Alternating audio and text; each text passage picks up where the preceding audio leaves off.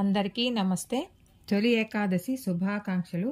మనం ఇప్పుడు తొలి ఏకాదశి ఎప్పుడు చేసుకోవాలి, తొలి ఏకాదశి ప్రాముఖ్యతను గురించి తెలుసుకుందాం.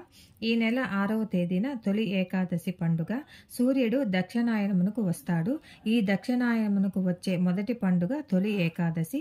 ఈ రోజు నారాయణ స్వామి పాలకడలిలో 4 నెలలు యోగ నిద్రలోకి వెళ్లే సందర్భాన్ని తొలి ఏకాదశి అంటారు. ఈ ఏకాదశి హరిశయన ఏకాదశిని, దేవశయన ఏకాదశి అని కూడా అంటారు. ఈ రోజు నుండి విష్ణువు యోగ నిద్రలోకి వెళ్లి కార్తీక మాసంలోని శుక్ల ఏకాదశి రోజు మేల్కొంటారని నమ్ముతారు. ఈ 4 నెలలు చతుర్మాసం అంటారు.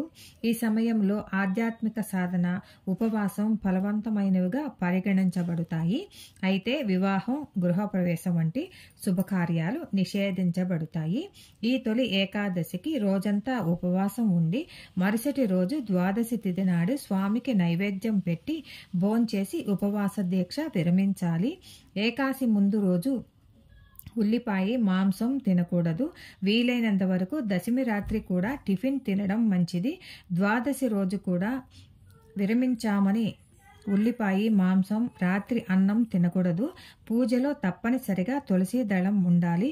ఒక్క దళమైనా చాలు. ప్రీతిగా మనం ఆ నారాయణ స్వామికి పెడితే తెల్లవారుజామునే అన్ని పనులు ముగించుకొని స్వామికి పూజ చేసుకుంటే మంచిది. ఉపవాసం ఉండలేని వారు పిండి దీపారాధన చేసుకుని పొంగలి పెట్టుకుంటే మంచిది. పేలపిండిని ప్రకృతి ఆధారంగా నియమించిన నైవేద్యం స్వామికి, దానిని కూడా నివేదన చేసిన చాలా మంచిది. ఈ వీడియో నచ్చితే లైక్ చేసి కామెంట్ పెట్టి సబ్స్క్రైబ్ చేసుకోగలరు. Thank you for watching. ఇంకొక మంచి వీడియోతో మీ ముందుకు వస్తాము. Thank you.